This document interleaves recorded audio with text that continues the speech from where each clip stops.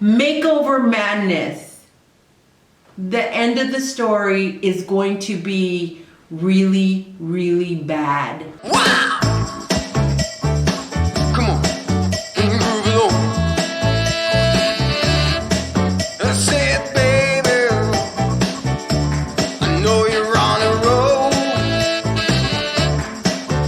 Hello, my name is Vivian and welcome back to my channel. This is Skincare My Way, and today in society I would be considered an old lady. Yep, I'm considered an old lady, and I am looking forward to becoming a centenarian because I practice anti-aging.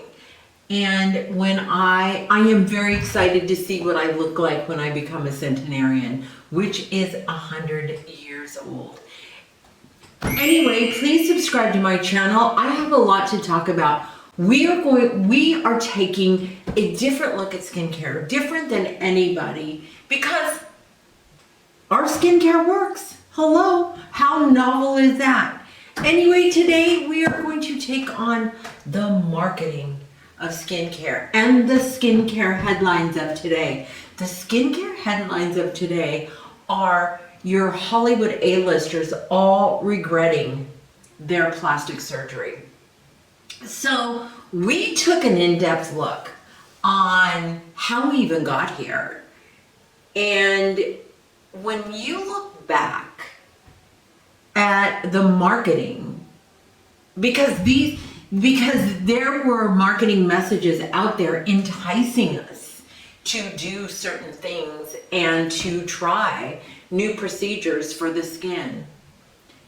And when you look at Hollywood A-listers today, like Cortney Cox, Linda Evangelista, Jennifer Aniston, Julia Roberts, Simon Cowell, Mickey O'Rourke, when you look at these Hollywood A-listers, you really have to understand these people could have done anything and had any skincare possible. So when you look at them today, nothing worked. It did not work. It made all these people look strange, look abnormal. And in my personal skincare opinion, I actually believe that all this unnecessary work that these Hollywood A-listers had done, it actually accelerated the aging process and maybe even deformed the appearance of the skin. And again, this is my opinion. So when you look back and you realize today, after 20 years of indulging in probably the best skincare and the best plastic surgeons and the best doctors and the best money had to offer. Because remember, all these Hollywood A-listers have multi-million-dollar images. So now you got to go back. When you would look at skincare and how all this nonsense evolved, you've got to go back to 2000, and it was a new frontier in the skincare industry. We were starting chemical peeling. That was like never heard of. My husband started making glycolic acid probably about 1995. He started experimenting, we started experimenting, I started using it. I absolutely loved it. And my first thought was, why in the world wasn't everybody in the world using this one ingredient on their entire body? And that was the question I had. And then the second thing I wanted to do is I wanted to learn everything I could learn about glycolic acid. And that's kind of how I became the glycolic acid queen. I can manipulate glycolic acid like nobody's business. So in 2000, when we opened our first spa, we were the first ones on the block really doing chemical peeling in our spa. It was kind of even taboo then because a lot of people didn't know what really was what it really was about. So also you started hearing a lot about was Allergan coming out with this Botox entering the skincare industry. And you would have, doctors connecting with day spas and having these Botox parties and injecting everybody there with this Botox. So the original use to me for Botox was your 11 lines here and maybe around here, your eyes. Other than that, I don't think in early 2000, I think, that was where we were. And then it evolved over time, in a very short time, that people started freezing their entire face. Literally Botoxing the entire face, neck, atrophying the muscles in the face, shutting down a mechanism in your face, shutting it down, changing the signaling, changing the way your body naturally works is what these people were doing with this Botox and fillers and all this stuff. And I don't know why anyone isn't talking about this, especially when we're seeing the headlines of today.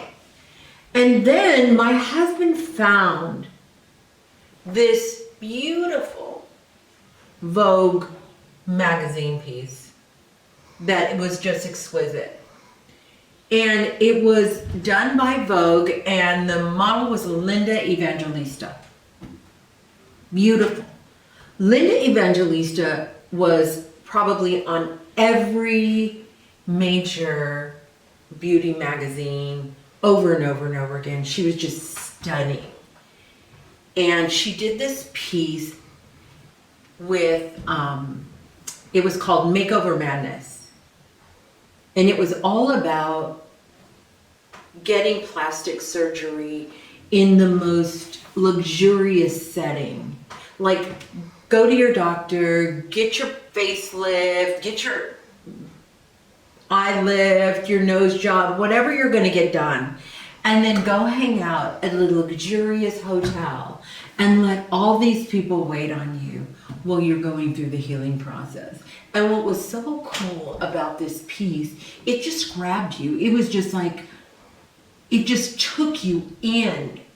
And there was one part of this piece, and it was quite a few pages. It was a photo journal of Makeover Madness, and it was just really a photography piece. And at the end of this piece, you could see Linda Evangelista all bandaged up, laying on her bed, smoking a cigarette. Like, oh, I had it done. I'm beautiful. I'm in the lap of luxury. It was like, it just took you in. And this is how plastic surgery was portrayed. Like, you're going to be youthful forever. You're going to be young forever. You're going to, stay at these beautiful hotels to recover. And what is so ironic with many of these Hollywood A-listers, like Cortney Cox, Nicole Kidman, Jennifer Aniston, 15, 20 years ago, they were marketing skincare products to us with their youthful multi-million-dollar image. And today, they're regretting what they've had done. It's just so ironic to me. Like, they had no conscience or no common sense when they were literally injecting all this stuff or cutting and lifting. Anytime you inject, you're going to create some kind of inflammatory process under the skin, for sure. Anytime you inject anything, even using glycolic, needling, whatever. You're going to create a process to occur. And you better be able to heal up that process. But when you are injecting things under the skin, you are completely changing the dynamics, the signaling, the way your skin under your face is communicating. Why didn't these people get that? And then now, along with everybody regretting, Linda Evangelista, who did this beautiful piece for Vogue, is now suing Cole Sculpting because she got a botched job and it made her unrecognizable. So now you have Hollywood A-listers looking strange, looking unrecognizable, looking like monsters, whatever terms they are using today. You have, it's distracting. Because when you're trying to take them seriously in their body of work or whatever they're doing, you don't look at them and go, oh my God, it's such a great movie. No, you go, she looks strange, or he looks horrible. What did he have done? It's distracting. You can tell. Everybody can tell. Anyway, I hope you've enjoyed this piece. I hope we are learning very important lessons going forward, moving forward, in like not even having a conscience of making these decisions and just relying on doctors and skincare people and whatever to change the whole structure of your appearance. It's maddening today. But anyway, we'll be watching for who else, indulges in this practice. And there are many, many, not just Hollywood A-listers, newscasters, YouTubers. It's crazy what they're doing and we don't see it. Or they don't see it, or I don't know if people get it yet or not. Anyway, I get it for sure. Anyway, my name is Vivian. I hope you enjoyed this piece today on Makeover Madness. The end of the story is going to be really, really bad. Thank you for watching. I'll talk to you soon. Bye.